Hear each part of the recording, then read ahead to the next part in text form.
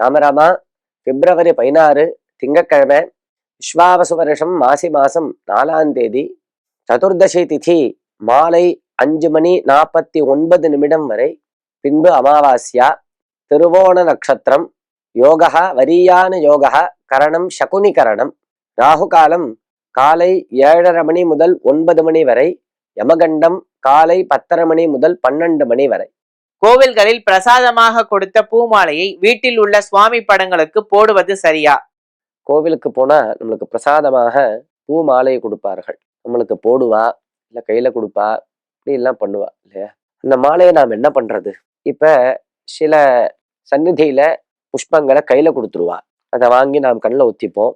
சில சந்நிதியில பெரிய மாலையா இருக்கும், பெரிய தொடுத்த பூவா இருந்தா கழுத்துல போட்டு விடுவா, கழுத்துல போட்டுப்போம். அப்புறம் கொஞ்ச நேரம் கழிச்சு அதை அவுப்போம். அதை என்ன பண்றது?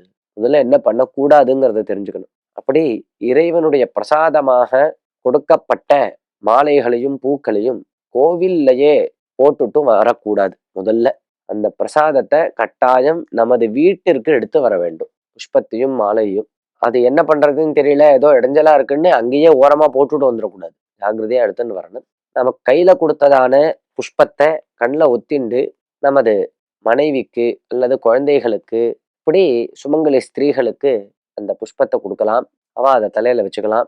நமக்கு போட்டதான பூவை, அத ஒரு மல்லி மாலை போட்டிருக்கா, இது மாதிரி ஏதாவது போட்டான்னா, இல்லை ஒரு தொடுத்த பூ, பெரிய தொடுத்த பூவை போட்டான்னா, அதை எடுத்து கண்ணில் ஒத்திண்டு அதை போட்டுண்டு அதை எடுத்து மனைவி கிட்ட கொடுக்கலாம். மனைவி போட்டுக்கலாம். ஒரு ஆண் போட்டுண்டதான புஷ்பத்தை அவனுடைய மனைவியானவள் அவ தலையில வச்சுக்கலாம், அவ அலங்காரம் பண்ணிக்கலாம். ஆனா மற்ற பெண்மணிகள் கிட்ட கொடுக்க கூடாது.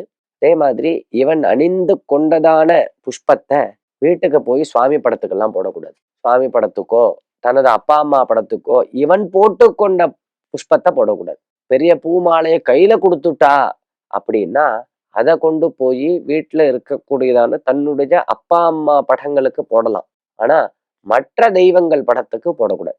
கோவிலுக்கு போறோம், சிவன் கோவிலுக்கு, சிவன் சந்நிதியிலிருந்து எடுத்து பெரிய மாலையை கையில கொடுக்குறா, அதை எடுத்துட்டு போய் வீட்டுல இருக்கக்கூடியதான சிவன் போட்டோவுக்கு போடுறேன் அப்படின்னு ஆரம்பிக்க கூடாது. அப்படிலாம் பண்ணக்கூடாது. வீட்டுக்கு எடுத்துட்டு போய் அதை பூஜ்யமான ஒரு இடத்துல, சுத்தமான இடத்துல வச்சு வைக்கணும். வச்சுட்டு அப்புறமா அதை நிர்மால்யத்தை ஜாக்கிரதையா விசர்ஜனம் பண்ணணும். இப்படி அதை ரொம்ப பூஜித்து அது ஜாக்கிரதையாக கையாள வேண்டும். அந்த பூமாலையை வாசப்படியில கட்டி விடுறா சில பேர். சில பேர் என்ன பண்றான்னா வண்டியில கட்டி விட்டுடுறா. இப்படி எல்லாம் கட்டி விடலாமான்னா, வாசப்படியில கட்டி விடலாம், கட்டி விடக்கூடாதுன்னு இல்லை. ஆனா உதிராம பார்த்துக்கணும். அது கட்டி விட்டு அது போக வரைச்சா தலையில இடிச்சு அந்த பூவெல்லாம் கீழே விழுந்து படியில அத்தனை பேரும் அதை மிதிச்சுண்டு போனான்னா, நீ கோவிலுக்கு போய் தரிசனம் பண்ணிட்டு வந்ததுக்கு டபுள் மடங்கு ட்ரிபிள் மடங்கு பாபம்தான் வரும். அதே மாதிரி வண்டியில கட்டி விட்டேன்னா, வண்டி முழுக்க ரோடு முழுக்க அது உதிர்ந்துட்டே போச்சுன்னா அதை எத்தனை பேர் மிதிப்பான்? எவ்வளவு அவமானம் இல்லையா சுவாமிக்கு? நாம் போட்டுண்ட மாலைய கழட்டி வைக்கிறோம், ஒரு இடத்துக்கு பெரிய ஃபங்க்ஷனுக்கு போறோம், நம்மளுக்கு ஒரு மாலை போடுறா, இந்த மாலையை கழட்டி பக்கத்துல வைக்கிறோம். யாரோ ஒருவன் அந்த மாலையை எடுத்து கீழே போட்டு காலால மிதிச்சான்னா நம்மளுக்கு எப்படி இருக்கும்? நம்மளையே மிதிக்கிற மாதிரி இருக்காதா?